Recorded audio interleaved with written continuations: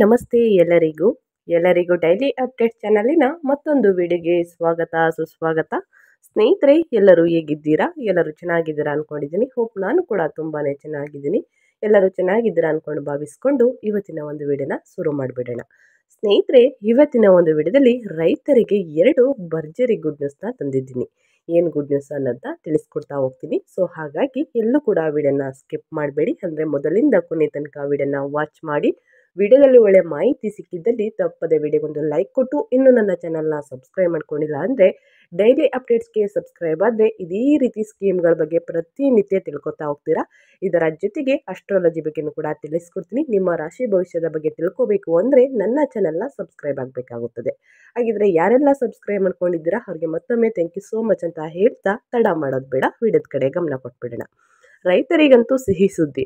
ಯಾಕಂದರೆ PM ಕಿಸಾನ್ ಯೋಜನೆಯ 20ನೇ ಕಂತಿನ ಹಣಕ್ಕೋಸ್ಕರ ಸಾಕಷ್ಟು ರೈತರು ವೇಟ್ ಮಾಡ್ತಾ ಇದ್ರಿ. ಅವರಿಗೆ ಯಾವ ದಿನಾಂಕ ಬಿಡುಗಡೆಯಾಗಲಿದೆ ಎಂದು ತಿಳಿಸಿದ್ದಾರೆ ಸ್ನೇಹಿತರೆ. ಇದರ ಜೊತೆಗೆ ಸರ್ಕಾರದಿಂದ ಪ್ರತಿ ತಿಂಗಳು 3,000 ಹಣ ಸಿಗಲಿದೆ ಸ್ನೇಹಿತರೆ. ಅದಕ್ಕೂ ಕೂಡ ಅರ್ಜಿಯನ್ನು ಸಲ್ಲಿಸುವುದಕ್ಕೆ ಏನೆಲ್ಲ ಮಾಡಬೇಕು ಅನ್ನೋದನ್ನ ತಿಳಿಸ್ಕೊಡ್ತೀನಿ. ಸೊ ಈ 2 ಅಪ್ಡೇಟ್ಗಳನ್ನ ತಿಳ್ಕೋಬೇಕು ಅಂದರೆ ಎಲ್ಲೂ ಕೂಡ ವಿಡಿಯೋನ ಸ್ಕಿಪ್ ಮಾಡಬೇಡಿ. ಸೊ ಹಾಗಾಗಿ ಮೊದಲಿಂದ ಕೊನೆ ತನಕ ವಿಡಿಯೋನ ವಾಚ್ ಮಾಡಿ ಅಂತ ಮೊದಲೇ ತಿಳಿಸ್ಕೊಟ್ಟಿದ್ದೀನಿ.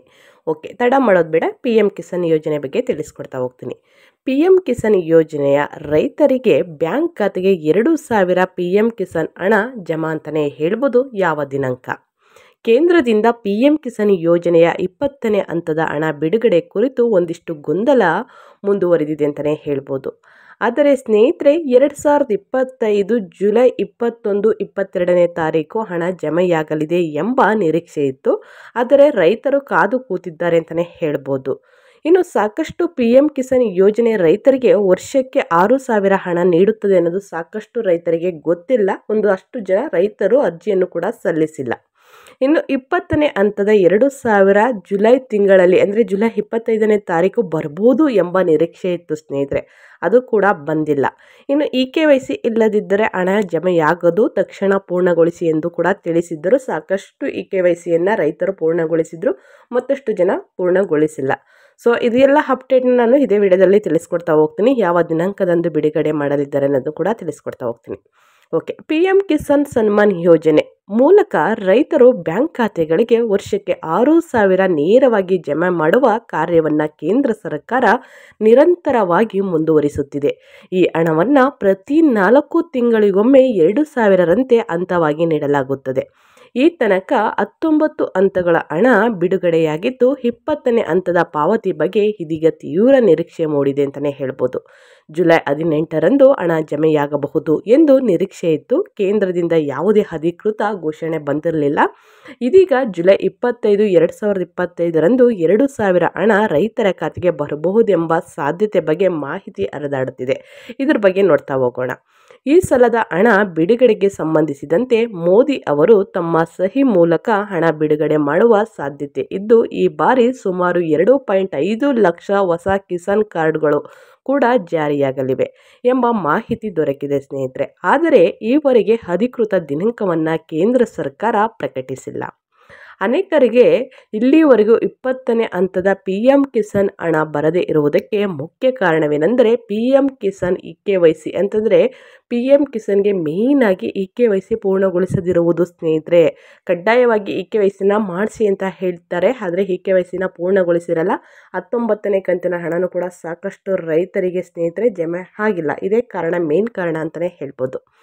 ಇನ್ನು ಕೇಂದ್ರ ಸರ್ಕಾರದ ನಿಯಮದ ಪ್ರಕಾರ ರೈತರು ತಮ್ಮ KYCಯನ್ನು ಪೂರ್ಣಗೊಳಿಸಬೇಕು. ನಂತರವೇ ಯೋಜನೆಯಡಿ ಹಣ ಪಡೆಯಲು ಅರ್ಹರಾಗುತ್ತಾರೆ. ನಿಮ್ಮ ಡೇಟಾ ಪೂರೈಸಲು ಆನ್ಲೈನ್ ಪೋರ್ಟಲನ್ನು ಬಳಸಿ ತ್ವರಿತವಾಗಿ KYC ಸಲ್ಲಿಸುವುದು ಅಗತ್ಯವಿದೆ. ಬೆಂಗಳೂರು ಸೇರಿದಂತೆ ಹಲವಾರು ಪ್ರದೇಶಗಳಲ್ಲಿ ಈ ಯೋಜನೆಯಡಿ ಅನೇಕ ರೈತರು ಈಗಾಗಲೇ ಹಣ ಪಡೆದುಕೊಂಡಿದ್ದು, ಹೈದರಾಬಾದ್, ಪಾಟ್ನಾ, ಲಕ್ನೋ, ರಾಂಚಿ ಮುಂತಾದ ಭಾಗಗಳು ರೈತರು ಇನ್ನೂ ಹಣಕ್ಕಾಗಿ ಕಾಯುತ್ತಿದ್ದಾರೆ. ರೈತರು ತಮ್ಮ ಬ್ಯಾಂಕ್ ಖಾತೆ, ಮೊಬೈಲ್ ಸಂಖ್ಯೆ ಮತ್ತು KYC ಸ್ಥಿತಿಯನ್ನು ಪರಿಶೀಲಿಸುವುದು ಮುಖ್ಯ ಅಂತಲೇ ಹೇಳ್ಬೋದು. ಇದನ್ನೆಲ್ಲ ಮುಗಿಸಿದ ನಂತರ ಇನ್ನು ಜುಲೈ ಕೊನೆಯ ವಾರದಲ್ಲಿ ಇನ್ನು ಆಗಸ್ಟ್ ಫಸ್ಟ್ನೇ ವೀಕಲ್ಲಿ ಹಣವನ್ನು ಬಿಡುಗಡೆ ಮಾಡಲಿದ್ದಾರೆ ಎಂದು ಅಧಿಕೃತವಾಗಿ ತಿಳಿಸಿದ್ದಾರೆ. ಯಾಕಂದರೆ ಸಾಕಷ್ಟು ರೈತರಿಗೆ ಈಗಾಗಲೇ 20ನೇ ಕಂತಿನ ಹಣ ತಲುಪಿದೆ. ಇನ್ನು ಸ್ವಲ್ಪ ರೈತರಿಗೆ ಹಣ ಕೂಡ ಇನ್ನೂ ಬಿಡುಗಡೆಯಾಗಿಲ್ಲ. ಅಷ್ಟರಲ್ಲಿ ನೀವು ಇದನ್ನೆಲ್ಲ ಮುಗಿಸ್ಕೋಬೇಕಾಗುತ್ತದೆ. ಬ್ಯಾಂಕ್ ಖಾತೆ ವಿವರಗಳನ್ನು ಚೆಕ್ ಮಾಡಬೇಕಾಗುತ್ತದೆ. ಏನಾದರೂ ಪ್ರಾಬ್ಲಮ್ ಇದ್ದರೆ ಅದು ಕೂಡ ಬರುವುದು ತಡವಾಗುತ್ತದೆ. ಇನ್ನು ಮೊಬೈಲ್ ಸಂಖ್ಯೆಯನ್ನು ಪರಿಶೀಲಿಸಿ ಇನ್ನು KYC ಸ್ಥಿತಿಯನ್ನು ಪರಿಶೀಲಿಸುವುದು ಬಹಳ ಮುಖ್ಯ ಅಂತಲೇ ಹೇಳ್ಬೋದು ರೈತರಿಗೆ ಇದೊಂದು ಗುಡ್ ನ್ಯೂಸ್. ಆದರೆ ಇನ್ನೊಂದು ಗುಡ್ ನ್ಯೂಸ್ ಏನಂತಂದರೆ 3,000 ಪ್ರತಿ ತಿಂಗಳು ಬರಲಿದೆ ಸ್ನೇಹಿತರೆ.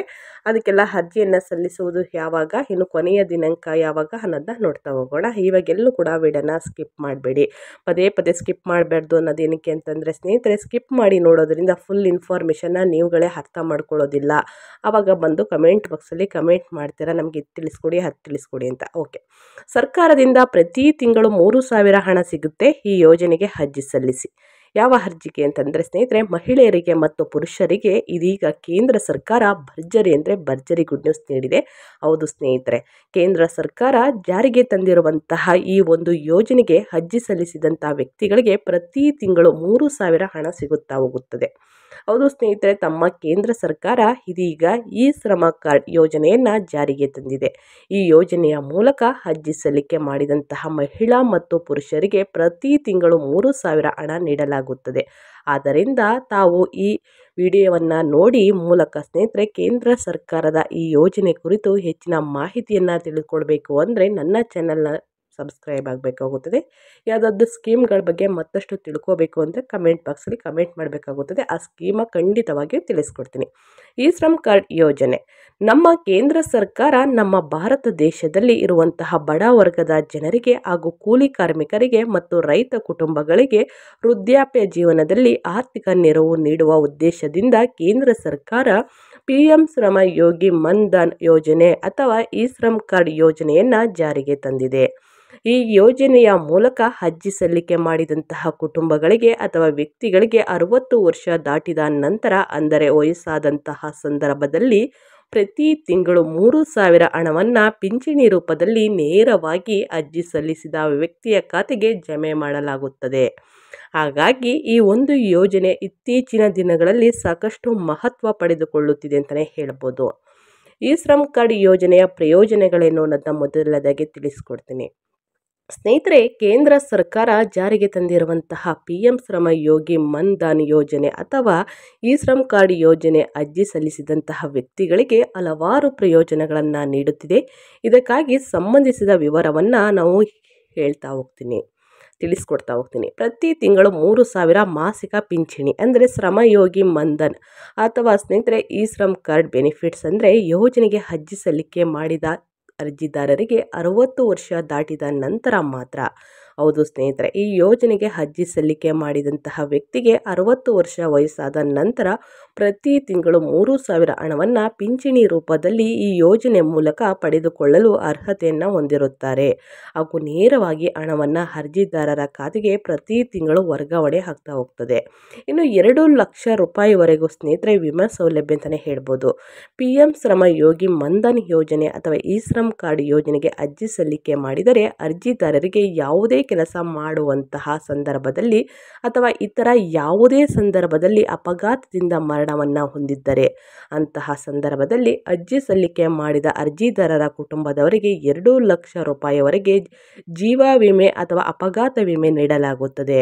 ಇನ್ನು 1 ಲಕ್ಷ ರೂಪಾಯಿ ಹಣ ಸಹಾಯ PM ಶ್ರಮ ಯೋಗಿ ಮನ್ಧನ್ ಯೋಜನೆ ಅಥವಾ ಈ ಶ್ರಮ್ ಕಾರ್ಡ್ಗೆ ಸ್ನೇಹಿತರೆ ಅರ್ಜಿ ಸಲ್ಲಿಕೆ ಮಾಡಿದಂತಹ ಕೆಲಸ ಮಾಡುವ ಸಂದರ್ಭದಲ್ಲಿ ಅಥವಾ ಅಪಘಾತದಲ್ಲಿ ಶಾಶ್ವತ ಅಂಗವಿಕಲತೆ ಉಂಟಾದರೆ ಅರ್ಜಿ ಸಲ್ಲಿಸಿದಂತಹ ವ್ಯಕ್ತಿಗೆ 1 ಲಕ್ಷ ರೂಪಾಯಿವರೆಗೆ ಆರ್ಥಿಕ ನೆರವು ನೀಡಲಾಗುತ್ತದೆ. ಇನ್ನು ಈ ಶ್ರಮ್ ಕಾರ್ಡ್ಗೆ ಅರ್ಜಿ ಸಲ್ಲಿಸಲು ಹೊಂದಿರಬೇಕಾದ ಅರ್ಹತೆಗಳೇನು ಅನ್ನೋದನ್ನ ಮೊದಲನೇದಾಗಿ ತಿಳಿಸ್ಕೊಡ್ತೀನಿ. ಇದಾದ ನಂತರ ಅರ್ಜಿ ಸಲ್ಲಿಸಲು ಬೇಕಾಗುವ ದಾಖಲೆಗಳನ್ನು ತಿಳಿಸ್ಕೊಡ್ತೀನಿ. ಇನ್ನು ಕೊನೆಯ ದಿನಾಂಕ ಎಲ್ಲಿ ಅರ್ಜಿಯನ್ನು ಸಲ್ಲಿಸಬೇಕು ಅನ್ನೋದನ್ನ ತಿಳಿಸ್ಕೊಡ್ತಾ ಹೋಗ್ತೀನಿ.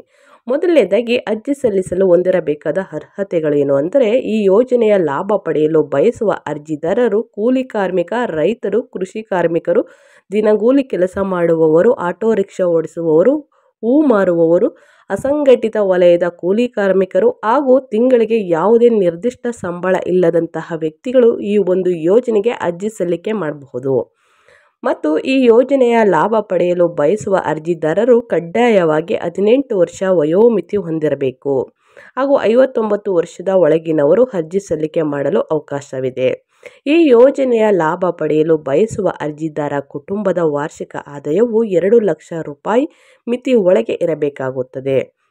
ಈ ಯೋಜನೆಗೆ ಅರ್ಜಿ ಸಲ್ಲಿಸಲು ಸರ್ಕಾರಿ ಉದ್ಯೋಗಿಗಳಿಗೆ ಹಾಗೂ ಖಾಸಗಿ ಕಂಪನಿಯಲ್ಲಿ ಕೆಲಸ ಮಾಡುವ ಉದ್ಯೋಗಿಗಳಿಗೆ ಮತ್ತು ಉನ್ನತ ಸಂಬಳ ತರುವಂತಹ ಉದ್ಯೋಗಿಗಳಿಗೆ ಅರ್ಜಿ ಸಲ್ಲಿಸಲು ಅವಕಾಶ ಇರುವುದಿಲ್ಲ. ಮೇನಾಗಿ ಅರ್ಥ ಮಾಡ್ಕೊಳ್ಳಿ ಸ್ನೇಹಿತರೆ.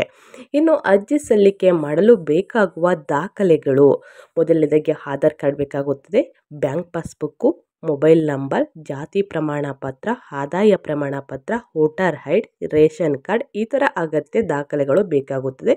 ನಾನು ಮೇಲೆ ತಿಳಿಸಿರುವಂತಹ ಕಡ್ಡಾಯವಾಗಿ ಅದನ್ನು ತಗೊಂಡೋಗಿ ನೀವು ಅರ್ಜಿಯನ್ನು ಸಲ್ಲಿಸ್ಬೋದು. ಇನ್ನು ಈ ಶ್ರಮ್ ಕಾರ್ಡ್ಗೆ ಅರ್ಜಿ ಸಲ್ಲಿಕೆ ಮಾಡುವುದು ಹೇಗೆ ಅನ್ನೋದು ಸಾಕಷ್ಟು ಜನರು ಕೇಳ್ತಾ ಇರ್ತೀರ.